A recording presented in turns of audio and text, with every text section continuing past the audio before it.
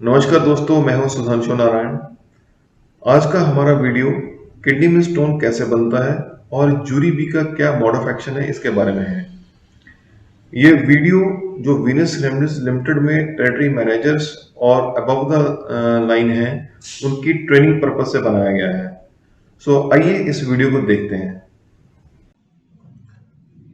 So friends, basically body में क्या होता है जब ये स्टोन्स बनते हैं किडनी के अंदर। सो ये बिगिनिंग होती है बेसिकली एक पदार्थ के साथ जिसका नाम है ग्लाई ऑक्साइलेट। अब ये ग्लाई ऑक्साइलेट क्या है? बेसिकली ये जो जनरेट होता है वो लिवर में होता है और किसी दो केमिकल जैसे कि ग्लाइसिन और हाइड्रोक्सी प्रोलाइन। ग्लाइसिन एक अमीनो एसिड है, इनके जब रिएक्शंस होते हैं तो बॉडी में प्रोड्यूस होता है। ये ज़रूरत होती है इसकी बहुत सारे केमिकल रिएक्शंस करने के लिए बॉडी में। सो ये ह्यूमंस के अंदर लिवर बनाता है ग्लाई ऑक्सालेट। सो अब ये ग्लाई ऑक्सालेट जो बॉडी मेटाबॉलिज्म से होके आता है दोस्तों। सो ये आगे बना देता है ऑक्सालेट्स।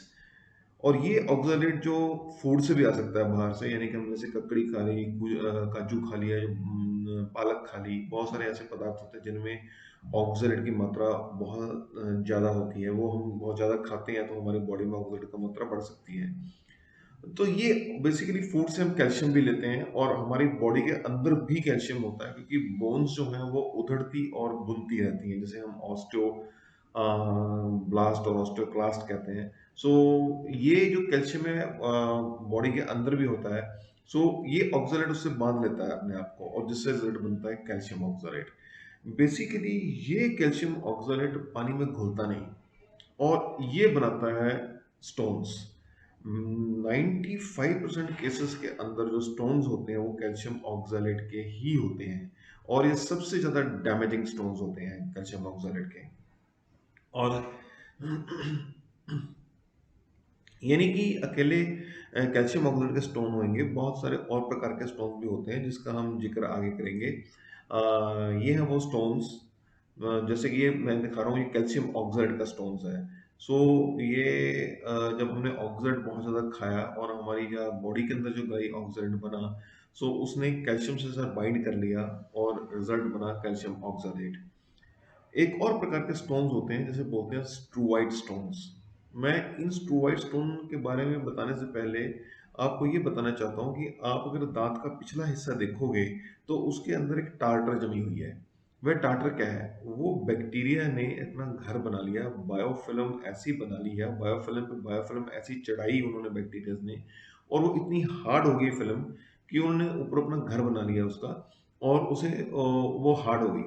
इसी प्रकार से जिनको यूरिनरी ट्रैक इन्फेक्शन ज़्यादा रहता है, सो वहाँ पर भी ये स्टोन्स किडनीज के अंदर बन सकते हैं, क्योंकि किडनी में इन्फेक्शन है और बार बार इन्फेक्शन हो रहा है। सो जो एक रेजिस्टेंट बैक्टीरिया है उसने वहाँ पे बायोफिल्म बना बना के वहाँ पे अपना घर बना लिया, तो स्टूवर्ट स्टोन कहलाते हैं। हालांकि बहुत रेयरेस्ट ऑफ द रेस्ट होते हैं, लेकिन इस प्रकार के स्टोन्स भी होते हैं।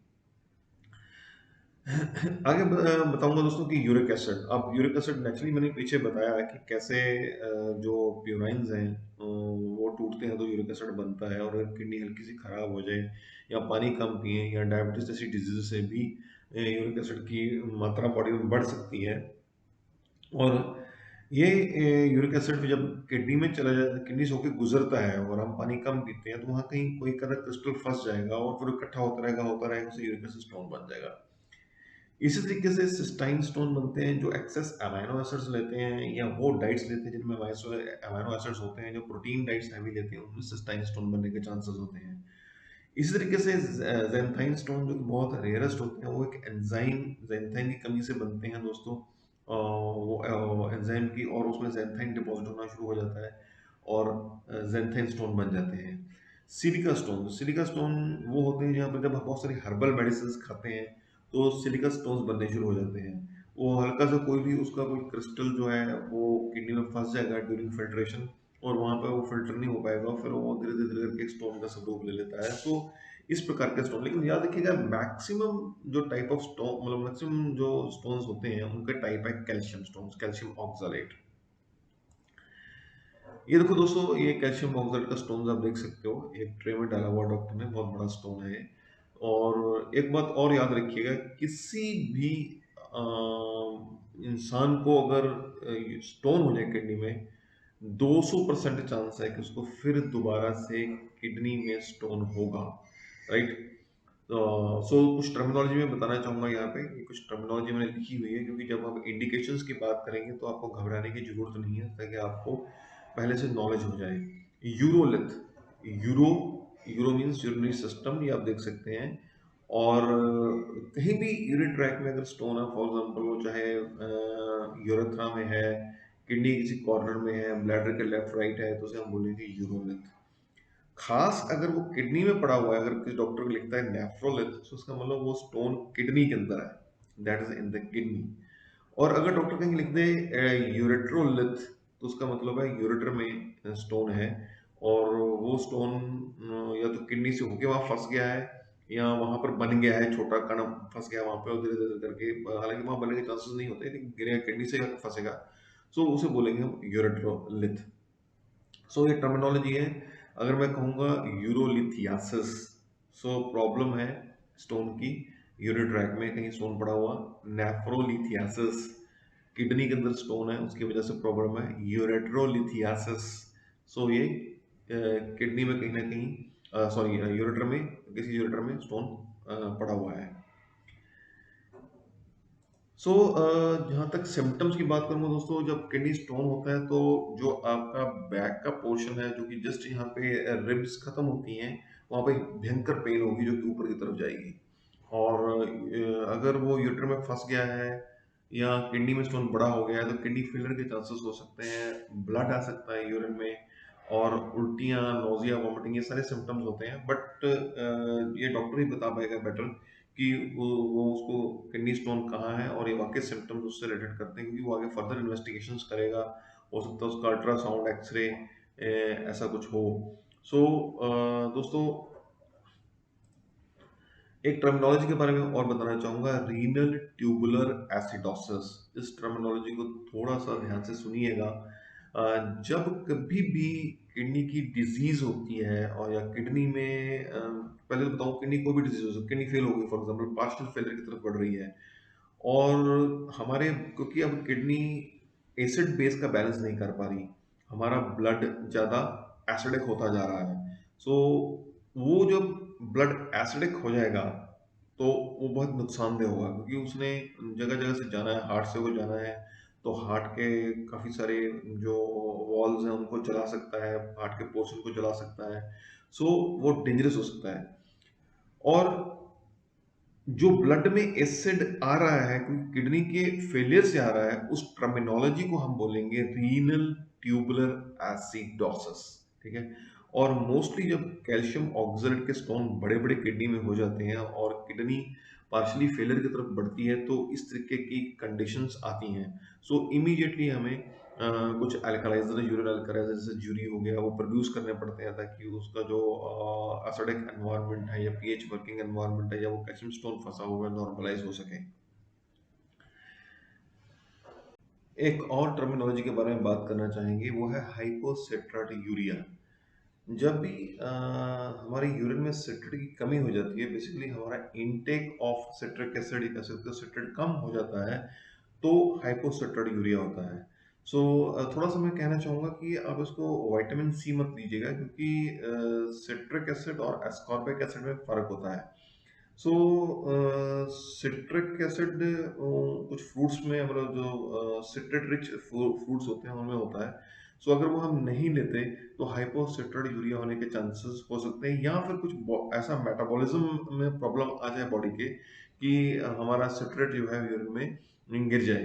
सो उसके लिए भी आप जूरी बी डॉक्टर को बता सकते हो, क्योंकि इसमें क्या पड़ा हुआ है, पोटेशियम मैग्नीशियम सिट्रेट। सो सिट्रेट मॉलिक्यूल साथ में लगा हुआ है, जो कि बॉडी के अंदर सिट्रेट की कमी को पूरा कर देगा।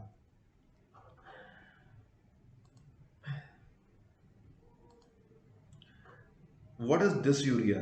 सो दोस्तों, डिसयूरिया एक ऐसी टर्मिनोलॉजी है, जब भी इसे हम बोलते हैं पेनफुल यूरिनेशन। बहुत सारी डिजीजेज हैं, जैसे कि for example sexually transmitted disease है जिसके अंदर इन्फेक्शन हो गया और वहाँ बहुत जलन हो रही है, तो हमें पेशाब को एल्कलाइन करना है, तो वहाँ पे हम जूरी बी दे सकते हैं। ब्लैडर स्टोन्स हैं, ब्लैडर में स्टोन फंस गया है और बिकॉज ऑफ दैट वहाँ पे या तो जख्म हो गए हैं और या फिर एसिडिक मात्रा बहुत तेज बन रही है और वहाँ पे जलन है और पेशाब में भी स्टिंगिंग जलन आ रही है। डिसूरिया में पेशाब की जलन होती है और ऐसा लगता है जैसे कोई चाकू मार रहा है पूरे यूरेथ्रा के बीच में, ऐसी फीलिंग आती है। और इवन ब्लैडर के कैंसर या इवन प्रोस्टेट जब एनलार्ज हो जाता है तो भी डिसयूरिया हो सकता है। सो उस उन उन कंडीशंस के दौरान भी हम जूरी बी को प्रमोट कर सकते हैं, क्योंकि जूरी बी एक एल्कलाइजर का काम भी करता है। अब दोस्तों डिस्कस करेंगे कि कैसे हमारी बॉडी के अंदर जूरी बी काम करता है। सो अगर मैं देखूं, बॉडी मेटाबॉलिज्म जो है वो ग्लाई ऑक्सैलेट बनाता है और फूड से भी हमारे ऑक्सैलेट आ सकता है। ये ग्लाई ऑक्सैलेट तब्दील हो जाता है बॉडी के अंदर ऑक्सैलेट में, और फूड जो है वो भी ऑक्सैलेट को बॉडी में पुश करता है, मतलब वहां से भी हमें ऑक्सैलेट मिलता है और ये कैल्शियम के साथ मिलकर कैल्शियम ऑक्सैलेट बनाता है। ये कैल्शियम ऑक्सैलेट बेसिकली पानी में डिसॉल्व नहीं हो पाता और उसकी वजह से कैल्शियम स्टोन हो जाता है हमारे बॉडी के अंदर। सो अब जूरी बी, जूरी बी कैसे काम करता है, इस जो पीछे जो मैंने केमिस्ट्री दिखाई, क्योंकि मैंने पहले भी दिखाई थी फिर दोबारा से रिपीट की ताकि आपको थोड़ा याद हो जाए। सो ये कैसे काम करेगा हमारा जूरी बी। जूरी बी में क्या पड़ा हुआ है, पोटाशियम सिट्रेट, मैग्नीशियम सिट्रेट, उसे हम इस और दूसरी भाषा में पोटाशियम मैग्नीशियम सिट्रेट भी बोल सकते हैं, और विटामिन B6 पड़ा हुआ है इसके अंदर। सो बेसिक जो मोड ऑफ एक्शन हम पहले मैं बात करूंगा दोस्तों इसके अंदर पोटाशियम मैग्नीशियम सिट्रेट। अब ये क्या करेगा, जब भी पहले एक बात को हम थोड़ा सा ध्यान में रखें कि पोटाशियम अगर बॉडी में दें तो उसमें मैग्नीशियम देने की 100% जरूरत पड़ती है, पर मैग्नीशियम का भी एक सेपरेट रोल उठ के आता है जूरी बी के अंदर, जो कि हम आगे बात करेंगे। अब जब पोटाशियम सिट्रेट बॉडी के अंदर जाता है तो देखा गया है कि अल्कलाइन लोड पैदा होता है। अल्कलाइन लोड मतलब कि बॉडी में एल्कलिनिटी बढ़ जाती है। सो इस एल्कलिनिटी बढ़ने से हमारे पेशाब का पीएच भी बढ़ जाता है बढ़ जाता है और बर्निंग सेंसेशन कम हो जाती है। सो बर्निंग यूरिनेशन यानी कि डिसयूरिया में भी हम इसको प्रमोट कर सकते हैं जूरी बी को। और दूसरी बात, ये कैल्शियम ऑक्सलेट की मात्रा को कम कर देता है। जो मैग्नीशियम है, मैं आगे दिखाऊंगा आपको, ये ऑक्सलेट को उठा लेता है, और क्योंकि कैल्शियम ऑक्सलेट पानी में घुलता नहीं, मैग्नीशियम ऑक्सलेट घुल जाता है। सो मैग्नीशियम जो है वो ऑक्सलेट को पकड़ लेता है। और दूसरी बात, जो कैल्शियम है उसके साथ मिलकर ये कैल्शियम सिट्रेट बना लेता है, जो कि सिट्रेट है। सो कैल्शियम सिट्रेट बोन्स आगे दिखाएंगे हम, इस मोड ऑफ एक्शन को थोड़ा सा मैं आगे और एक्सप्लेन करूंगा। सो इस तरीके से स्टोन जो है, जो साइज है उसका कंट्रोल रहता है, बढ़ता नहीं है और धीरे धीरे करके वो डिसॉल्व भी हो सकता है।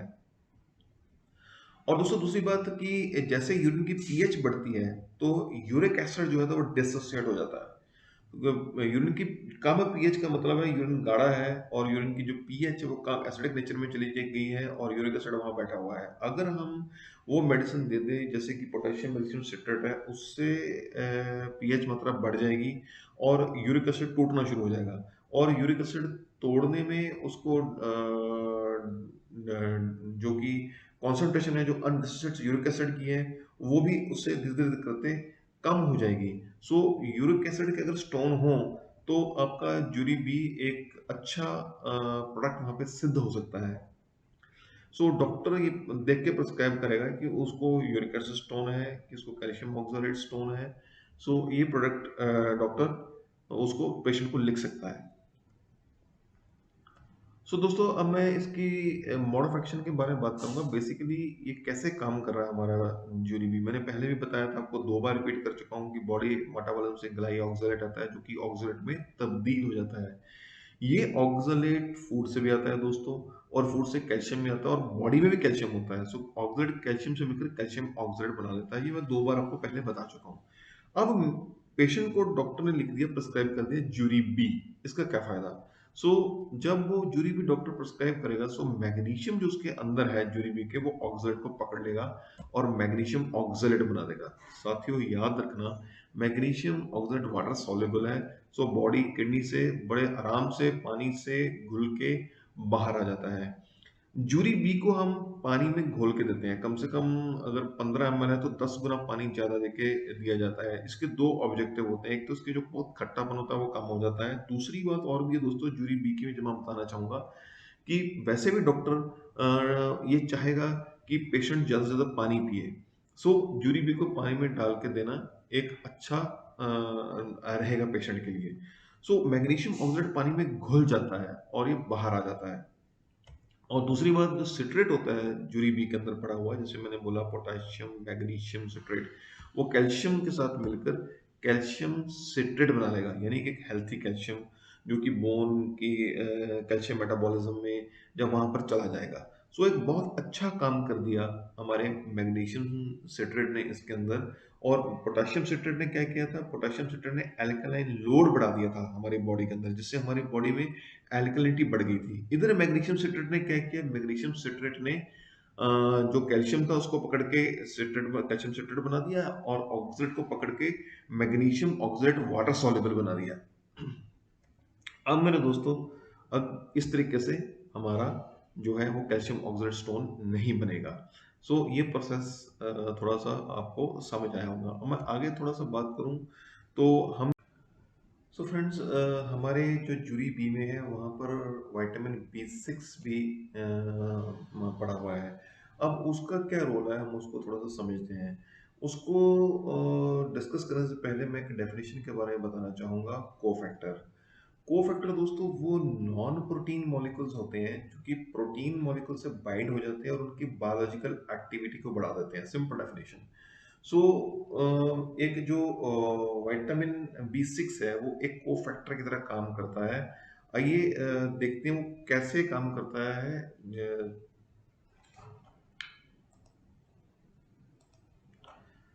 ये दोस्तों बेसिकली जो विटामिन B6 है वो एक केमिकल कंपाउंड से बोलते हैं AGT का कोफैक्टर है।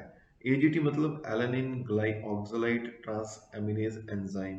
इसको लंबा तो याद नहीं कर पाएंगे, आप सिर्फ समझ लीजिए। इसके नाम को थोड़ा याद कर सकते हैं, ठीक है, अदरवाइज इतना इस मॉडिफिकेशन को थोड़ा सा याद करने की कोशिश कीजिएगा। एजीटी नाम हम बेसिकली इसका याद रखते हैं। सो ये उसकी एक्टिविटी को बढ़ा देता है। अब होता क्या है, जब ग्लाई ऑक्साइलेट बेसिकली जब ऑक्साइड में तब्दील होता है तो वो एक कंपाउंड एल एलानिन से साथ मिलता है तो ऑक्साइड कंपाउंड बनाता है। सो अब जब ग्लाई ऑक्साइलेट और एल एलानिन का रिएक्शन होता है तो उससे कंपाउंड बनता है ऑक्साइलेट। अब जो एजीटी हमारा होता है एजी कंपाउंड, ये इसका इसमें रोल रहता है। तो विटामिन B6 जो है वो एजीटी की एक्टिविटी को इस तरीके से बढ़ाता है कि ग्लाई ऑक्सलेट और एलानिन जाके बनाए ग्लाइसिन और पाइरोवेट। सो एजीटी के साथ विटामिन B6 जुड़ जाता है। आप कह सकते हैं कि एजीटी के साथ विटामिन B6 जुड़ गया और दो कंपाउंड बन गए, ग्लाइसिन और पाइरोवेट। अब जो पदार्थ बना नहीं वो कौन सा था, ऑक्सालेट। सो इसको पिक्टोरियल फॉर्म में थोड़ा सा समझने की दोस्तों कोशिश करते हैं कि ये आपको पता था बॉडी मेटाबॉलिज्म से ग्लाई ऑक्सालेट आया और फूड मेटाबॉलिज्म से भी ऑक्सालेट आया। ये तब्दील हुआ ग्लाई ऑक्साइड ऑक्सालेट में। अब यहाँ पर एक कंपाउंड जो कह सकते हैं दैट इज, अभी ये सारा प्रोसेस जो पुराना था हमने सीखा हुआ था, कैल्शियम ऑक्साइड बन गया। अब कंपाउंड विटामिन B6 एजीटी के साथ मिलता है और ग्लाई ऑक्साइड को तब्दील कर देता है किसमें, ग्लाइसिन और पायरुवेट में। अब ये ग्लाइसिन क्या है, एक अच्छा अमाइनो एसिड है और अच्छे काम के लिए निकल लेता है। पायरुवेट क्रेब साइकिल जिसे एनर्जी साइकिल बोलते हैं उसमें काम करने के लिए चला जाता है। सो इस तरीके से एक दो अच्छे मॉलिक्यूल बन जाते हैं विटामिन B6 के द्वारा। जब हम high dose of vitamin B6 देते हैं तो ये एक्टिविटी होती है। अब इससे होगा क्या, इससे होगा दोस्तों ये कि ये ऑक्सलेट नहीं बनेगा, क्योंकि पहले ग्लाई ऑक्सलेट बना रहा था ऑक्सलेट। अब विटामिन B6 और एजीटी के ने जो विटामिन B6 ने एजीटी की एक्टिविटी को बढ़ा दिया, सो उस एक्टिविटी बढ़ने से मॉलिक्यूल बन गया ग्लाइसिन और पाइरूवेट। अब ये ऑक्सीडेट भी नहीं बन रहा, सो कैल्शियम के साथ रिएक्ट नहीं हो रहा, कैल्शियम ऑक्सीडेट नहीं बन रहा। सो अब ये कैल्शियम पड़ा हुआ है जो कि हमारा पोटेशियम मैग्नीशियम सिट्रेट है, सिट्रेट से तो मिलकर कैल्शियम सिट्रेट बन जाएगा। सो विटामिन बी सिक्स ने बहुत अच्छा काम किया। विटामिन बी सिक्स ने ऑक्सीडेट को पूरे तरीके से मिटा दिया। हालांकि पोटेशियम मैग्नीशियम सिट्रेट सिर्फ कंट्रोल कर रहे थे ऑक्सीडेट को कन्वर्ट करने में मैग्नीशियम ऑक्सीडेट में और कैल्शियम को कैल्शियम सिट्रेट में। सो जो एक्सेस बचा हुआ ऑक्सालेट है वो अब आएगा ही नहीं मैक्सिमम। सो एक वरदान सिद्ध हो गया उन पेशेंट्स के लिए जो स्टोन से पीड़ित है। जब उनको हम ज्यूरी बी देंगे तो ऑक्सलेट नहीं है, सो इसका मतलब अब कैल्शियम ऑक्सलेट नहीं बनेगा, तो स्टोन के ऊपर लेयर्स नहीं चढ़ेंगी क्योंकि कैल्शियम ऑक्सलेट बन नहीं रहा। सो ये प्रोडक्ट एक जो कहते हैं किडनी स्टोन के पेशेंट के लिए एक तरीके से वरदान सिद्ध होके आया, जिसमें पोटेशियम मैग्नीशियम सिट्रेट पड़ा हुआ है और विटामिन बी सिक्स पड़ा हुआ है। सो आगे बढ़ता हूँ दोस्तों। बेसिकली इंडिकेशंस क्या है, मैंने कहा था पीछे मैंने कुछ टर्मिनोलॉजी आपको बताई थी, घबराना नहीं है क्योंकि इंडिकेशंस कुछ ऐसी हैं जो हमें जिसे बोलते हैं टंग ट्विस्टर्स बोलते हैं वर्ड्स, वो हो सकती हैं। सो पहली है नेफ्रोलिथियासिस। मैंने नेफ्रोलिथ के बारे में बात की थी, यानी किडनी में स्टोन है। recurrence ऑफ यूरिनरी स्टोन्स, तो किडनी में बार बार स्टोन्स हो रहे हैं। कैल्शियम ऑक्सलेट नेफ्रोलिथियासिस, यानी कि स्टोन है कैल्शियम ऑक्सलेट की वजह से बना हुआ है और वो किडनी में है। So this is known as the calcium oxalate nephrolithiasis. अब प्लेन नेफ्रोलिथियासिस का मतलब क्या है, वो यूरिक एसिड का भी हो सकता है, यूरिक एसिड से भी स्टोन बना हुआ हो सकता है वहां पे। बट कैल्शियम ऑक्सलेट नेफ्रोलिथियासिस का मतलब प्योरली है कि वो कैल्शियम ऑक्सलेट की वजह से स्टोन बना हुआ है।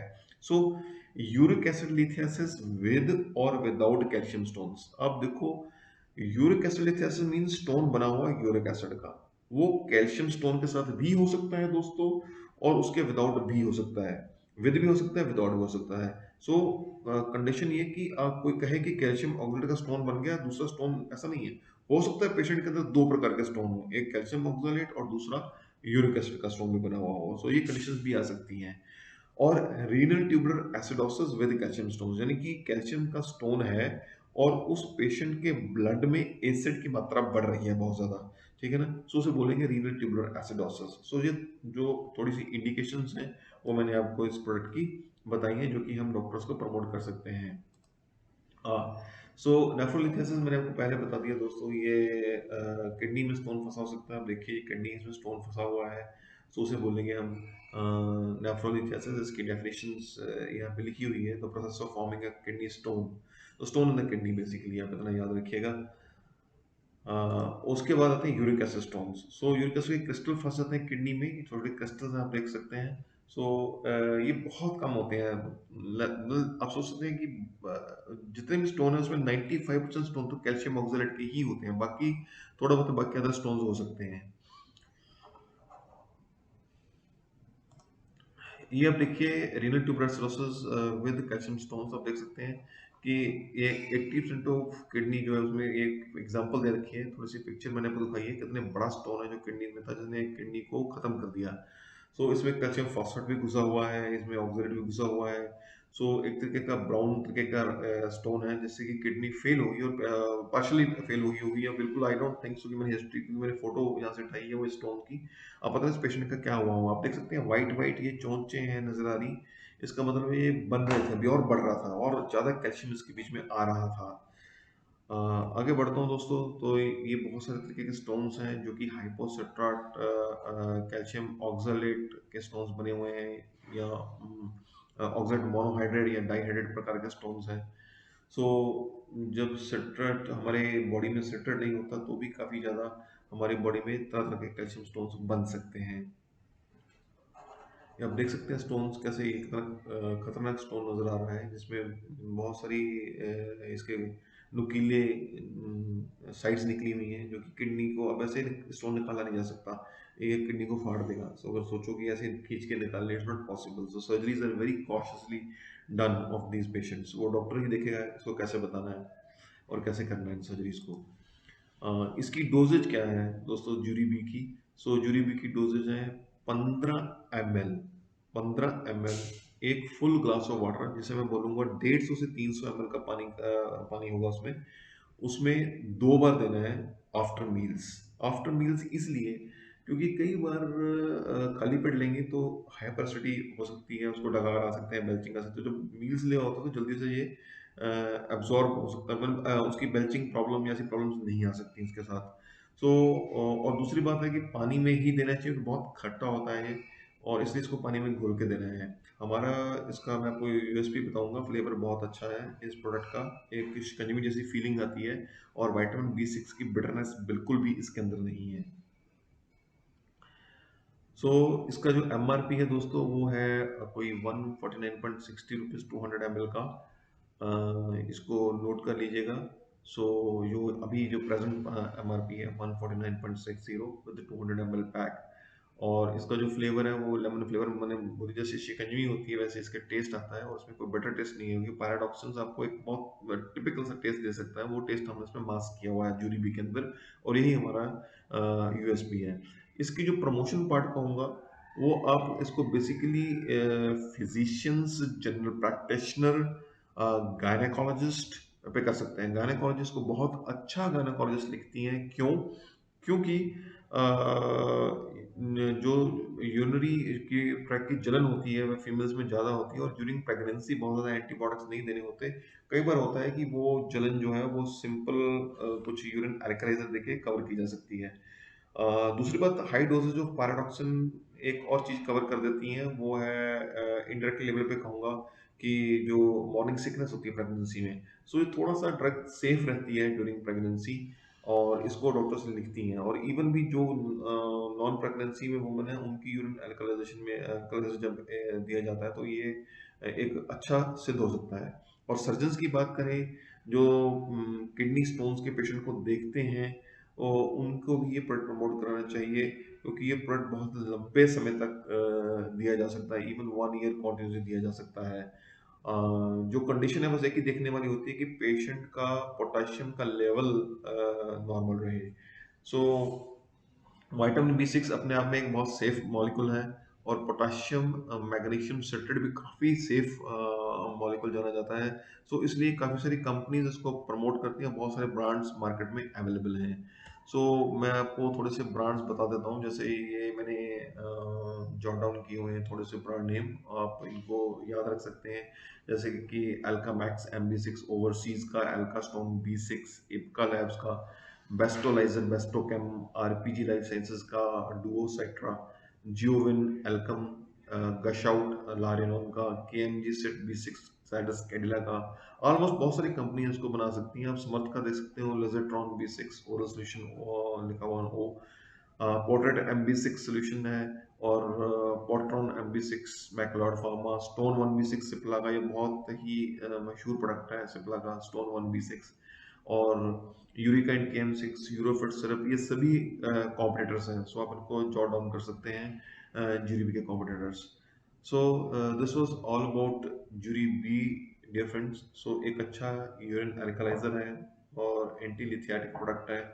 जहाँ पर किडनी स्टोन हो वहाँ पे हम डॉक्टर को इसको प्रमोट कर सकते हैं।